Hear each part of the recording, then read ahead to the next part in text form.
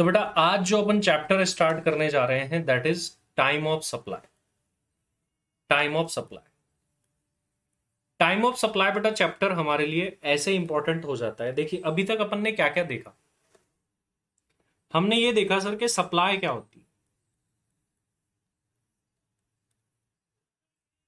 अब हमें पता है कि गुड्स और सर्विसेज की सप्लाई पर जीएसटी लगता है sir, we have learn this. अब बात यह है कब कब जीएसटी पे करना है। भाई गुड्स और सर्विसेज की सप्लाई पर जीएसटी लगेगा, लेकिन पे कब करना है भाई, ये भी तो बताओ अब हमें। तो इसी सवाल के जवाब के लिए we are studying time of supply. When the liability to pay GST arises, इसी के लिए, इसी सवाल के जवाब के लिए we are studying time of supply. अगर हमें बेटा टाइम ऑफ सप्लाई पता है तो हम कहेंगे दिस इज द टाइम जब आपको जीएसटी पे कर। मान लीजिए किसी कस्टमर को सेल कर दी, तो क्या मुझे टैक्स अभी हाथों हाथ जमा कराना है? किसी को इनवॉइस इशू कर दिया, पैसा नहीं आया, तो क्या मुझे टैक्स अभी जमा कराना है या पैसा आएगा तब कराना है? किसी ने एडवांस दे दिया कुछ पैसा और कुछ पैसा बाद में देंगे, तो मुझे टैक्स कब जमा कराना है? ऐसे काफी सारे सवाल आ जाते हैं। उन सारे सवालों के जवाब बेटा यहाँ पर मिलने वाले हैं टाइम ऑफ सप्लाई चैप्टर के अंदर, टाइम ऑफ सप्लाई टॉपिक के अंदर। अब टाइम ऑफ सप्लाई के अंदर हमको एक पढ़ना है बेटा सेक्शन 12 और एक पढ़ना है सेक्शन 13। सेक्शन 12 बात करता है बेटा time of supply of goods के बारे में। 13 बात करेगा time of supply of service कब माना जाए। और अगर बेटा टाइम ऑफ सप्लाई डिटरमाइन हो जाता है ना, तो जनरल सेंस में मैं बताता हूं कि जिस महीने में आपकी टाइम ऑफ सप्लाई आई उसके नेक्स्ट महीने की 20 तारीख तक हमको एक रिटर्न भरना होता है जिसका नाम होता है GSTR 3B। इस GSTR 3B में हम क्या भरते हैं बेटा, टैक्स भर देते हैं जो भी हमारा बन रहा होता है। तो जिस भी ट्रांजेक्शन की टाइम ऑफ सप्लाई आ गई है, इस महीने में टाइम ऑफ सप्लाई है, तो हाथों हाथ थोड़ी ना भाई, टैक्स भरने की भी तो एक ड्यू डेट है ना। तो टाइम ऑफ सप्लाई जिस भी ट्रांजेक्शन की आ गई है, तो उसका जो पैसा बन रहा है, जीएसटी बन रहा है, उस पैसे को, जीएसटी को सरकार को जमा कराना पड़ेगा। जमा कब तक कराना है? अगले महीने की 20 तारीख से पहले पहले। एक GSTR 3B रिटर्न जाता है, रिटर्न्स के अंदर पढ़ेंगे इसको। GSTR 3B रिटर्न जाता है टैक्स भरने के लिए, जिसमें आप आपका टैक्स भर सकते हैं। GSTR 3 ये होता है बेटा। तो अब आइए बेटा अपन टाइम ऑफ सप्लाई पढ़ते हैं और जानते हैं कुछ बातों के बारे में। टाइम ऑफ सप्लाई का बेसिक जो फंडामेंटल चीज है कि भाई टाइम ऑफ सप्लाई क्या होती है, कब अराइज होती है। When the liability to pay GST will arise, कब अराइज होगी, इस सवाल का जवाब देती है जीएसटी का भुगतान करने की लाइबिलिटी कब उत्पन्न होती है, कब पैदा होती है। टाइम ऑफ सप्लाई में बेटा अपन मेनली दो सेक्शंस को पढ़ने वाले हैं, सेक्शन 12 एंड 13 को। इसी के साथ साथ हमें एक और सेक्शन समझना पड़ेगा, दैट इज सेक्शन 31। क्योंकि जब हमको सेक्शन 31 आता होगा तभी अपन 12 और 13 को यहां पर समझ पाएंगे। तो इन दोनों के साथ में हमको एक और सेक्शन समझना है 31, वो भी अपन यहां पर देखेंगे। देखिए बेटा जो भी अपन को कंटेंट पढ़ना है वो ये रहा, सेक्शन 12 सेक्शन 13 के। सेक्शन 12 के सबसेक्शन 1 2 3 4 5 6 सबसेक्शन है। इधर सेक्शन 13 के भी 6 सबसेक्शन जो हमको पढ़ने हैं बेटा। ये हमको पढ़ना है, ये what is the content what we have to read. लेकिन सबसेक्शन 1 को अभी ही पढ़ा जा सकता है। क्या बोलता है सबसेक्शन, जो अपन ऑलरेडी जान चुके हैं वही बात। The liability to pay tax on goods shall arise at the time of supply as determined in accordance with the provision of this section. अभी भाई गुड्स के ऊपर टैक्स कब देना है? जब गुड्स का टाइम ऑफ सप्लाई आ रहा है, और टाइम ऑफ सप्लाई निकालना हम सेक्शन 12 में सीखने वाले हैं। यही सेम बात इधर बोली गई। इधर वर्ड्स गुड्स है, इधर वर्ड सर्विस है, बाकी सब कुछ same. The liability to pay tax on service shall arise at the time of supply as determined in accordance with the provision of this section. दोनों में सेम बात है सर ये तो? बिल्कुल बेटा सेम बात है, दोनों के अंदर सेम बात है। दोनों सेक्शन क्या बोल रहे हैं, चाहे 13 सबसेक्शन 1 या 12 सबसेक्शन 1 की बात करें। 12 सबसेक्शन 1 बोलता है time of supply of goods के बारे में, 13 बोलता है time of supply of service. Goods पर टैक्स कब देना है? जब time of supply of goods आ जाती है तब देना होता है। और सर्विस पर टैक्स कब देना है? जब time of supply of service आ रही है। और ये तो हमको निकालना सीखना है, हमको तो नहीं आता कि टाइम ऑफ सप्लाई निकालते कैसे हैं गुड्स की और सर्विस। बेसिकली ये चैप्टर क्या होगा बेटा, ये it will be based on dates. भाई ये है आपका, ये देखो ये दिन आपका टाइम ऑफ सप्लाई, अलग अलग डेट है, 2-3, एक पेमेंट आने की डेट है, एक इनवॉइस इशू करने की डेट है। भाई टाइम ऑफ सप्लाई क्या है, पढ़ेंगे ना इस चैप्टर में। इसी चैप्टर में जानेंगे कि टाइम ऑफ सप्लाई क्या होता है और वो टाइम ऑफ सप्लाई की सिग्निफिकेंस क्या है। इसी से हमें पता चलता है कि आखिर हमें कब जीएसटी जमा कराना है। फिर डेट तो फाइनल है भाई, अगले महीने की 20 तारीख तक, लेकिन कौन से महीना जिसमें हमारी टाइम ऑफ सप्लाई फॉल कर रही है। This is the reason why we study time of supply. एक बार फटाफट से मुझे बताइए कि हम टाइम ऑफ सप्लाई क्यों पढ़ते हैं, वो क्लियर है कि नहीं, यस और no, then we will move forward.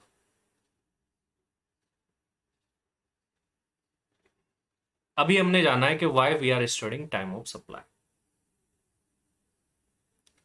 चलिए बेटा, अभी इसमें बहुत सारे सेक्शन है, एक एक करके पढ़ते रहेंगे। ये तो यहां पर मैंने समरी दे दी है कि कौन कौन से सेक्शन है, क्या क्या बोल रहे हैं शॉर्ट के अंदर। अभी बेटा सबसे पहले हमको सीखना है time of supply of goods, या फिर हमको सीखना है time of supply of service. ये टॉपिक्स चाहे सेक्शन 12 की बात ले लो या सेक्शन 13 की बात ले लो, 12 और 13 को हम तभी सीख पाएंगे, तभी समझ पाएंगे जब हमारे को 31 आता हो। 31 मतलब क्या होता है कि time limit to issue invoice. Different different cases में इनवॉइस कब तक इशू हो जाना चाहिए, ये हमको पता होना चाहिए। अगर ये 31 सेक्शन हमारा पढ़ा हुआ होगा, then only we will be able to understand other things, तभी हम बाकी चीजें समझ पाए। तो अभी अपन पहले क्या करने वाले हैं, 31 सेक्शन पढ़ने वाले। जब हम 31 को सीख लेंगे देन हम वापस 12 और 13 के पास आएंगे और आगे बढ़ेंगे। 31 क्या बताता है, time limit to issue invoice.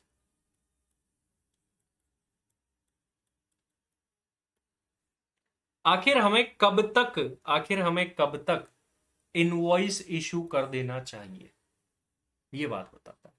What is the time limit to issue invoice. इस सवाल का जवाब, इस बात का जवाब जो है हमें ये सेक्शन यहां पर देता है। तो डिफरेंट डिफरेंट केसेस हम जानेंगे यहां पर, और जानेंगे कि इस केस में कब तक इनवॉइस इशू हो जाना चाहिए, इस केस में कब तक इनवॉइस इशू हो जाना चाहिए। तो आखिर इनवॉइस इशू करने की, कस्टमर को इनवॉइस इशू करने की ड्यू डेट्स क्या होती है, ये सेक्शन 31 बताता है। और इसीलिए अपन को 31 पढ़ना है, क्योंकि काफी जगह पर 31 हमारा आगे काम आने वाला है बेटा। तो आइए बेटा जानते हैं सेक्शन 31 के बाद। Time of issue of invoice. Invoice issue करने के लिए क्या टाइम लिमिट है आखिर, what is the time limit to issue invoice. General cases की बात करें बेटा, जनरल केसेस की बात करें,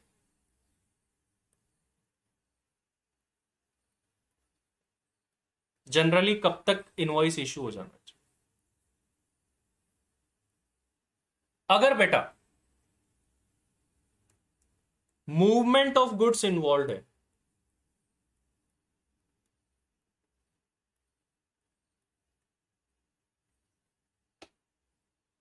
मूवमेंट ऑफ गुड्स इन्वॉल्व है, जो सेल हो रहा है, जिस तरह की सप्लाई हो रही है, उस सप्लाई में क्या हो रहा है, गुड्स मूव कर रहे हैं एक जगह से दूसरी जगह, ठीक है, यहां से निकलेंगे और किसी दूसरी सिटी में जाएंगे, ऐसा कुछ हो रहा है। तो इन केसेस में आपको कब इनवॉइस इशू कर देना है, जब मूवमेंट ऑफ गुड्स होती है। जब गुड्स की मूवमेंट हुई ना, जब निकल रहा है माल, तभी इनवॉइस इशू करते हैं। जैसे अमेजोन फ्लिपकार्ट क्या होते हैं, गुड्स की मूवमेंट होकर के आती है, तो इनवॉइस मूवमेंट पर ही इशू हो जाते हैं। हालांकि उनके तो आपका ऑर्डर बुक होते ही वैसे ही वो इनवॉइस बना देते हैं जनरल। लेकिन अगर एक जगह से दूसरी जगह गुड्स मूव होने हैं, तो जिस टाइम पर मूवमेंट हो रही है उस टाइम पर इनवॉइस इशू हो जाना चाहिए। फॉर एग्जाम्पल,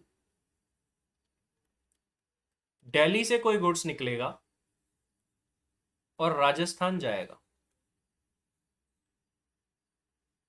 तो इनवॉइस बेटा दिल्ली से जब गुड्स निकले तब इशू होना चाहिए, या राजस्थान जब पहुंच जाए तब इशू होना चाहिए? मुझे बताइए दोनों में से किस टाइम पर इस केस में इनवॉइस इशू होना चाहिए। जब गुड्स दिल्ली से निकल रहे हैं तब इशू होना चाहिए, या जब राजस्थान में पहुंच गए हैं तब इशू होना चाहिए?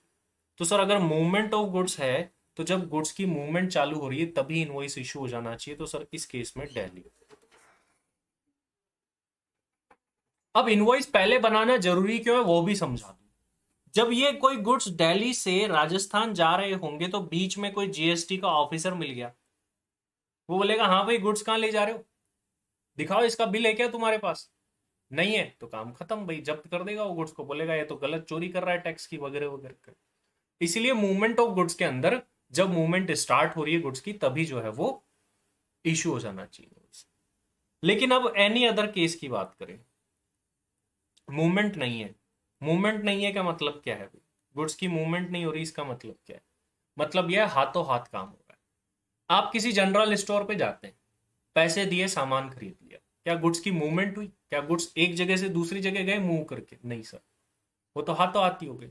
तो बस जब डिलीवरी हो रही है उसी टाइम पर गुड्स इनवॉइस इशू होगा फिर, क्योंकि हाथों हाथ ही तो डिलीवरी हो गई। तो जब डिलीवरी हो रही है तभी इनवॉइस इशू करना। तो अगर गुड्स की मूवमेंट हो रही है एक जगह से दूसरी जगह, तो डिलीवरी पर नहीं, जब मूवमेंट स्टार्ट हो रही है तभी आपको इनवॉइस इशू कर देना है। लेकिन एनी अदर केस है जब मूवमेंट नहीं, मतलब एक से दूसरे को सीधे गुड्स दिए जाएंगे, तो उस केस में when you have to issue your invoice, इस केस में जब गुड्स की डिलीवरी हो रही है तब आपको इनवॉइस इशू कर देना चाहिए। तो देखिए बेटा क्या बोला गया है, यहां पर आइए पढ़ते हैं। If supply involves movement of goods, तो कब इशू कर देना है? रिमूवल मतलब मूवमेंट चालू हो रही है, रिमूवल का मतलब मूवमेंट चालू हो रही है for the supply to the receiver, तब इशू कर देना है। बाकी जो भी अदर केसेस होते हैं, नॉर्मल सेल्स के केसेस होते हैं, आप गए दुकान से चीज लेकर के आते हैं, तो उसमें जब गुड्स की डिलीवरी हो रही है तब जो है हमको ये काम कर देना होता है। बताइए बेटा ये बात क्लियर है कि नहीं? यस और नो फटाफट से मुझे। पहली बात,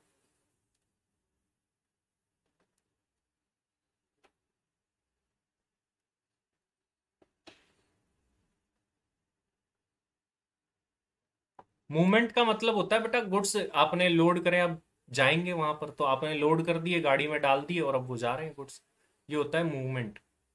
एक जगह से दूसरी जगह जाएंगे गुड्स, यही नहीं देने किसी को, उसको बोलते हैं मूवमेंट। मतलब कस्टमर आपके सामने नहीं है, कस्टमर कहीं और है, इसमें मूवमेंट होगी अब गुड्स की, एक जगह से दूसरी जगह जाएंगे।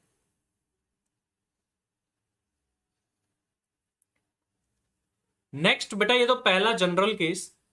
Second, continuous supply. Continuous supply क्या होती है सर? कॉन्टिन्यूअस सप्लाई बेटा ऐसी टाइप ऑफ सर्विस जिसमें कंटिन्यूअसली काफी टाइप ऑफ ट्रांजेक्शन होते रहते हैं, काफी टाइप ऑफ ट्रांजेक्शन होते रहते हैं।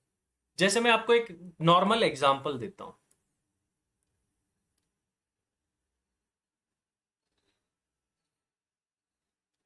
एक ये कंपनी है,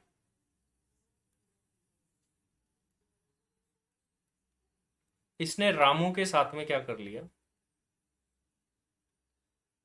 एक कॉन्ट्रैक्ट कर लिया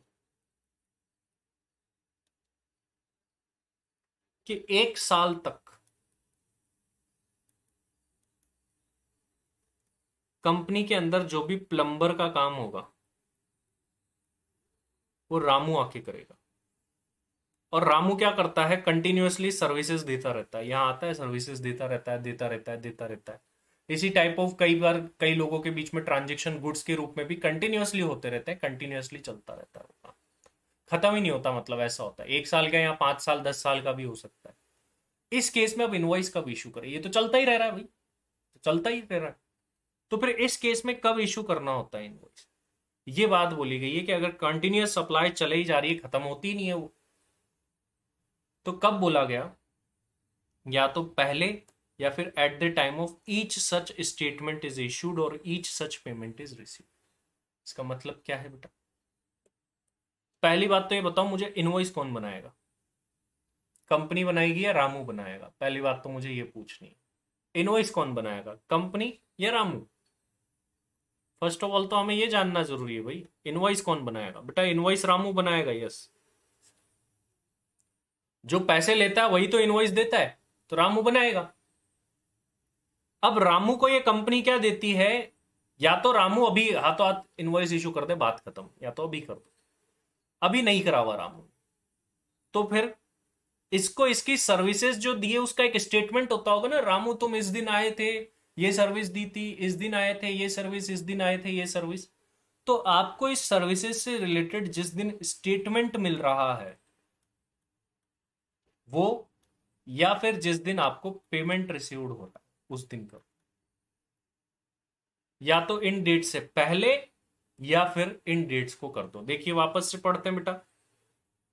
बिफोर या तो पहले ही कर दिया, रामू ने हाथों हाथ ही कर दिया, और या फिर at the time each such statement is issued और each such payment is received. या तो पहले कर दो, या फिर जब आपको स्टेटमेंट रिसीव्ड हो रहा है या पेमेंट रिसीव्ड हो रहा है उस time you can do that. बताइए बेटा ये बात क्लियर है कि नहीं, यस और नो? कि कॉन्टिन्यूस सप्लाई के केस में कब होना है? या तो रामू पहले ही कर दे, या फिर जब वो सर्विसेज की डिटेल आ रही है उसके पास स्टेटमेंट आ रहा है, या फिर जिस टाइम पेमेंट आ रहा है उस टाइम वो कर दे, उस टाइम पर उसको इनवॉइस। बस बिल कब बनाना है ये सीख रहे हैं अभी तो हम, बिल कब बनाना होता है भाई, इनवॉइस कब इशू करना होता है। मैंडेटरी भाई, इनसे पहले कर दो बहुत बढ़िया है, इनसे पहले कर दो, हमको कोई प्रॉब्लम ही नहीं है। 31 तो बताता है तुमने पहले कर दिया तो बढ़िया है फिर तो, लेकिन करा ही नहीं है तो इस डेट तक तो तुमको करना ही पड़ेगा, ये मैंडेटरी है। ये टाइम लिमिट बता दी 31 ने कि इस दिन तक तो इनवॉइस बनाओ भाई। अब क्यों बनाए सर? क्योंकि आगे पता चलेगा टाइम ऑफ सप्लाई में इसका यूज आएगा। एंड बेटा थर्ड केस, ध्यान से समझिएगा, थर्ड केस, ये एक शॉप है बेटा ए लिमिटेड। इसने क्या करा, बी लिमिटेड को गुड्स सेंड करे। अप्रूवल बेसिस वाला जानते हो ना, अप्रूवल बेसिस पर गुड्स भेजते जानते हो ना। अगला हाँ कर देगा, पसंद आएगा तो, नहीं आएगा तो मना कर देगा। तो गुड्स अप्रूवल बेसिस पर सेल करे, अगले को भेजे हैं, अगले को पसंद आएगा रख लेगा, वरना रिजेक्ट करके वापस भेज देगा। तो गुड्स अगर अप्रूवल बेसिस पर भेजे जाते हैं, अकाउंटिंग में पढ़ा है कि नहीं, यस और नो जल्दी से बताओ ये। Goods Saint on approval basis, term पढ़ी होगी आपने, ठीक है बेटा। तो अब इस केस में इनवॉइस कब इशू करे, इनवॉइस इशू कब करे ए लिमिटेड, ये पूछ रही है हमसे। दो डेट से बेटा, या तो बी लिमिटेड ने हां कर दी कि हाँ भाई तुम्हारे गुड्स हम ले रहे हैं, और अगर हां नहीं आई है तो फिर विद इन 6 मंथ्स तो कर ही दो। 6 महीने अगर बीत गए तो फिर इनवॉइस इशू। हाँ आ गई, बहुत बढ़िया, अगले ने एक्सेप्ट कर लिया, इनवॉइस बना दो। अगले ने एक्सेप्ट ही नहीं करा, बता ही नहीं रहा है, तो भी 6 महीने मैक्सिमम में, 6 महीने के अंदर अंदर तुमको इनवॉइस बनाना होगा। तो हम यूं कह दे, जिस दिन उसकी अप्रूवल आई वो डेट, और 6 महीने वाली date, whichever is earlier, दोनों में से जो भी पहले हो। जैसे बेटा एक व्यक्ति ने गुड्स सेंड किए ऑन अप्रूवल बेसिस,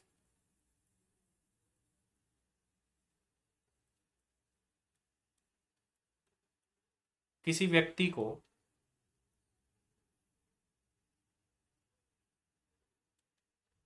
1 जनवरी 2021 को, इसके लिए इनवॉइस इशू करने की लास्ट डेट बताओ क्या है?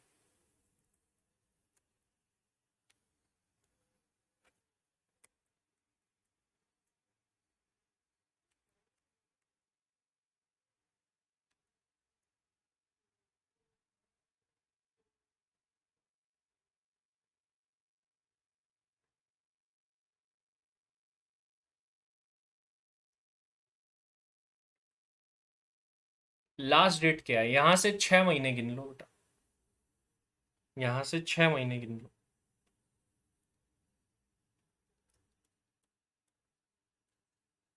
ठीक है, 6 महीने के अंदर अंदर जो डेट आ रही है, 1 जुलाई आई थिंक। लेकिन अब हुआ ऐसा बेटा कि 1/4/2021 को अप्रूवल आ गई, तो बताओ लास्ट डेट क्या बनेगी। 1/4/2021 को अप्रूवल आ गई, तो इनवॉइस इशू करने की लास्ट डेट क्या बनेगी, 1/4/2021।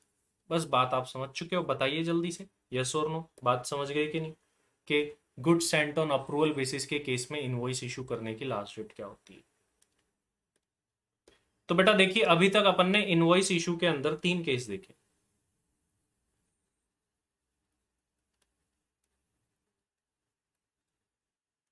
फटाफट से आप तुम मुझे जवाब दोगे।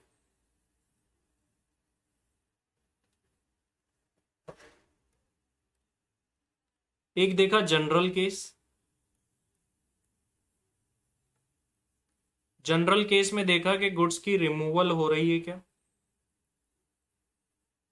गुड्स एक जगह से दूसरी जगह प्रस्थान करेंगे क्या, और अदर केस देखा।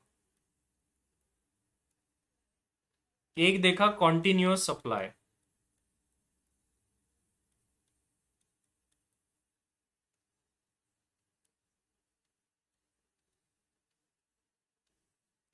और एक केस हमने देखा बेटा goods Saint on approval basis वाला। फटाफट से बताओ, जनरल केस की बात करें तो रिमूवल ऑफ गुड्स में कब इनवॉइस इशू होना चाहिए। अगर गुड्स की रिमूवल इन्वॉल्व है तो हमें इनवॉइस कब तक इशू कर देना है, रिमूवल के टाइम पर। बिल्कुल बेटा, बहुत बढ़िया, जब गुड्स रिमूव हो रहे तभी कर दो। अदर केसेस में इनवॉइस कब तक इशू होना चाहिए, बाकी जो भी केसेस है जिनमें गुड्स रिमूव नहीं हो रहे हैं, एक जगह से दूसरी जगह मूव नहीं कर रहे हैं, उसमें इनवॉइस कब इशू कर देना होता है, डिलीवरी के टाइम पर बेटा। कॉन्टिन्यूअस सप्लाई के केस में कब करना है,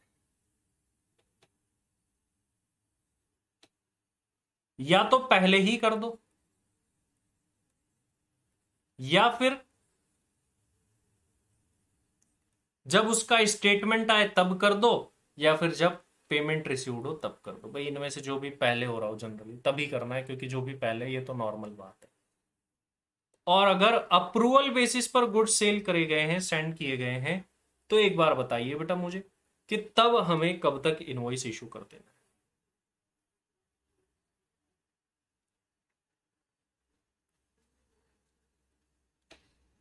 तब हमें कब तक कर देना होता है, अगले ने हां कर दी तब, या फिर 6 months, which ever is earlier, इनमें से जो भी पहले डेट आ रही है तब तक इनवॉइस इशू कर देना होता है। बताइए बेटा, ये 31 सेक्शन क्लियर है कि नहीं, यस और नो फटाफट से। इनवॉइस कब तक इशू हो जाना चाहिए, ये आपको बात क्लियर है कि नहीं। अब ये अपने आगे काम आएगा।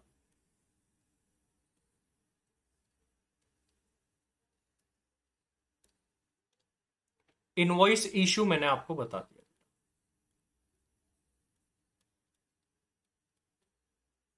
एक बात और है जो अपन को सीखनी, डेट ऑफ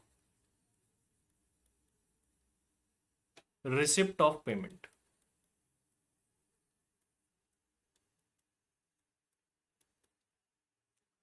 एक व्यक्ति ने क्या हुआ बेटा,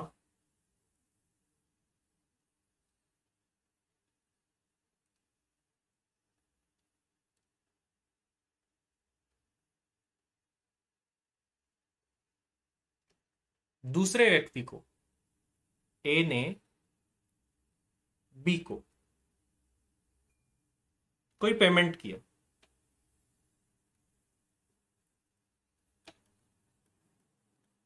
पेमेंट लेने वाला कौन है, बी, तो बी के ऊपर ही जीएसटी की लाइबिलिटीज वगैरह आएगी। लेकिन हमें date of receipt of payment सीखना है बेटा। दो इवेंट होते हैं, पेमेंट रिसीव्ड हुआ हुआ कब माना जाए। एक तो हो सकता है बी ने बुक्स ऑफ अकाउंट्स में एंट्री कर दी हो, एक तो वो डेट होगी। और एक वो डेट होगी जब एक्चुअल में इसके अकाउंट में क्रेडिट होंगे, और हो सकता है दोनों डेट सेम, कि पहले ये क्रेडिट का मैसेज देखे तभी एंट्री पास करे, या फिर ऐसा भी हो सकता है इसने पहले ही एंट्री पास कर ली। हम कब माने कि बी के पास में पैसा आ गया? लेट्स से कि उसने बुक्स ऑफ अकाउंट्स में एंट्री कर दी 1 जुलाई 2021 को, और अकाउंट में क्रेडिट हुए 8 जुलाई 2021 को, एक्चुअल में क्रेडिट 8 जुलाई 2000। तो as per GST date of receipt of payment क्या मानी जाएगी? किस दिन पेमेंट आया हुआ माना जाएगा, सवाल है हमारा। तो ये बेटा दोनों में से जो भी अर्लियर हो वो date of receipt of payment मानी जाती है। ये माना जाएगा कि बी को इस दिन पैसा मिल गया। तो अकॉर्डिंग टू दिस प्रोविजन बेटा वो कौन सी डेट है जिस पर पेमेंट रिसीव्ड माना जाएगा? क्या 1 जुलाई है जिस दिन माना जाएगा कि पेमेंट आ गया, या वो 8 जुलाई है जिस दिन माना जाएगा पेमेंट आ गया? तो एज पर दिस प्रोविजन जो सर पहले आ रहा है, पहले क्या आ रहा है? 1 जुलाई आ रहा है, तो हम ये मान लेंगे कि 1 जुलाई को क्या हो गया? बी को पेमेंट रिसीव हो गया है। ये टर्म्स बेटा, दो टर्म्स जो है हमारे काम आने वाली थी, आइए इसको भी पढ़ते हैं। Date of receipt of payment का मतलब क्या होता है? अर्लियर ऑफ द फॉलोइंग, इनमें से जो भी पहले आ रहा हो। पहला, date on which payment is recorded in the books of accounts, books of accounts में जिस दिन आपने एंट्री करी वो, और बैंक अकाउंट में जिस दिन क्रेडिट हुआ वो। सिंपल सी लैंग्वेज में, एंट्री ऑफ पेमेंट रिसीव्ड होने की जिस दिन एंट्री कर रहे हो वो, और एक्चुअल में जिस दिन क्रेडिट हो रहा है वो डेट, इन दोनों में से जो भी पहले आ रहा है वही आपकी date of receipt of payment मानी जाएगी। तो इनवॉइस इशू करने की आखिरी डेट क्या होती है, ये कुछ बेसिक नॉलेज ले ली, और date of receipt of payment क्या होती है, ये कुछ बेसिक नॉलेज ले ली। ये बेसिक नॉलेज लेने के बाद अपन आगे बढ़ सकते हैं। हालांकि 1 2 3 डेफिनेशंस भी है जो अपन बाद में सीखेंगे, वो भी काम आती है। अब हम फाइनली बेटा सीखने वाले हैं, बड़े ध्यान से देखिएगा, कि time of supply of goods क्या मानी जाती है। Time of supply of goods,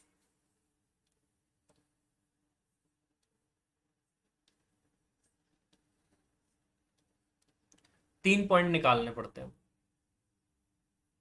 पहला point, date of issue of invoice. आपने खुद ही आपकी इच्छा से इनवॉइस इशू कर दिया था, उसकी डेट।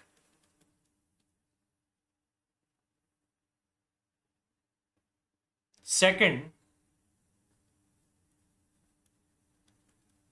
डेट ऑन विच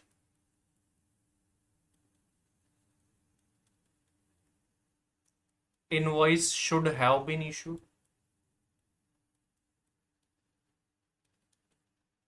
वो डेट जिस दिन इनवॉइस इशू हो जाना चाहिए था। ये बात कौन बताता है सर? ये सेक्शन 31 बताता है। और date of receipt of payment,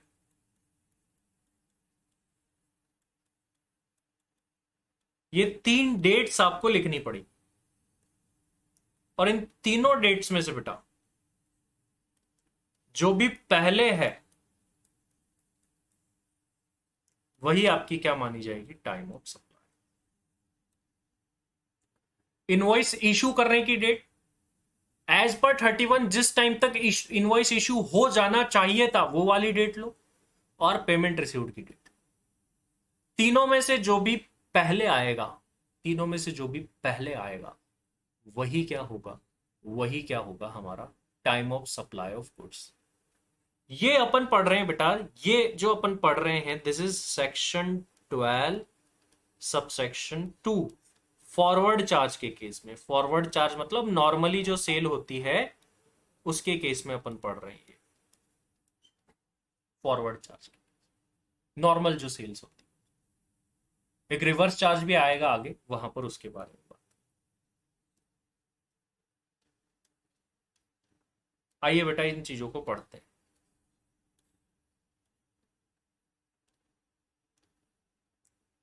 time of supply of goods, इन डेट्स में से जो भी पहले आ जाए वो। The date of issue of invoice, invoice issue करने की डेट और last date on which he is required under section 31 to issue the, जिस दिन इशू करा वो डेट, और जिस दिन इशू कर देना चाहिए था वो डेट, और पेमेंट रिसीव्ड की डेट, तीनों में से जो भी पहले हो।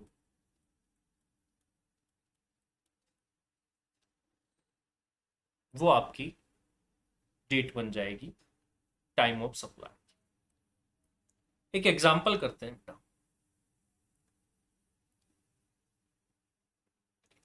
मिस्टर एक्स ने सेल करे गुड्स मिस्टर वाई को 1 लाख रुपए के। इनवॉइस इश्यू हो गया 15 जनवरी को, पेमेंट रिसीव्ड हुआ 31 जनवरी को, और गुड्स सप्लाई किए गए 20 जनवरी को। सप्लाई किए गए हैं मतलब क्या हो रहा है, मूवमेंट लग रहा है इसके अंदर, ठीक है। तो पहली बात, date of issue of invoice बताओ क्या है, फटाफट से बताओ मुझे, इनवॉइस इशू करने की डेट क्या है, सभी फटाफट से। टाइम ऑफ सप्लाई निकाल के बता दो, चलो छोड़ो, टाइम ऑफ सप्लाई निकाल के बताओ क्या है। देखो बेटा चेक करते हैं sir, date of issue of invoice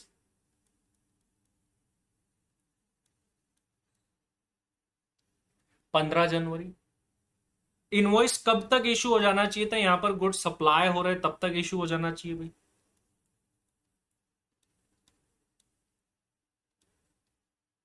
payment received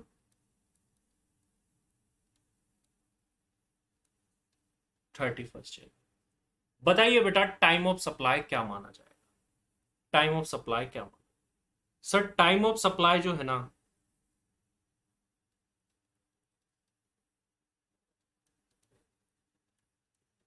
पंद्रह जनवरी, तीनों में से जो। अब मैं आपको थोड़ी सी सिग्निफिकेंस बताता हूं कि टाइम ऑफ सप्लाई की सिग्निफिकेंस क्या। लेट से कि ये पेमेंट आता है 5 फरवरी को, तो टाइम ऑफ सप्लाई चेंज होगी या सेम रहेगी, टाइम ऑफ सप्लाई बेटा चेंज होगी या सेम रहेगी। अगर सर 5 फरवरी को आता तो भी सेम रहता। नॉर्मल बिजनेसमैन की या आपकी आम सोच क्या होती है वो मैं बता दूं। आपकी आम सोच क्या बोलेगी कि अभी तो पैसे ही नहीं आए तो टैक्स कहां से भरूं। बताओ ये सोच होती है कि नहीं नॉर्मल बिजनेसमैन लोगों की, यस और नो, कि अभी तो पैसे ही नहीं आए तो टैक्स कैसे भरूं। लेकिन इसकी टाइम ऑफ सप्लाई कब आ गई देखो, 15 जनवरी। 15 जनवरी टाइम ऑफ सप्लाई आ गई तो मतलब जनवरी का टैक्स कब भरा जाता है, 20 फरवरी तक, जैसा मैंने आपको पहले भी बताया था। तो इसको फरवरी में टैक्स भर देना होगा। अब ये पेमेंट तो चाहे 3 महीने बाद आए, उससे मतलब नहीं है, टाइम ऑफ सप्लाई आपकी आ गई है, you have to deposit the tax. बाकी तुम जानो पेमेंट वेमेंट का लफड़ा। ये बात बेटा यहां पर कही गई है, टाइम ऑफ सप्लाई किसे कहते हैं। बताइए बेटा क्लियर है कि नहीं है, यस और नो, ये बात बताइए फटाफट से पहले। अब बेटा कई बार ऐसे भी होता है कि कई व्यक्ति एडवांस देके चले जाते हैं, एडवांस पैसा देके चले जाते हैं। गुड्स से रिलेटेड, मेरी ध्यान से बात सुनना, गुड्स से रिलेटेड जो एडवांस मिलता है ना उस पर उस टाइम जीएसटी नहीं लगता। गुड्स से रिलेटेड एडवांस मिलेगा तो उस पर उस टाइम जीएसटी नहीं लगेगा। GST is not applicable to advances under GST. GST in advance is payable at the time of issue of invoice. Advance के ऊपर जीएसटी नहीं लगता, ओनली किस, गुड्स से रिलेटेड एडवांस पर। ये बात ध्यान रखना, इसको और डिटेल में डिस्कस करेंगे। अभी हमारे पास में टाइम कम है, टाइम हो चुका है, तो we will start our next class. और इस क्लास में रखते हैं बेटा इतना ही।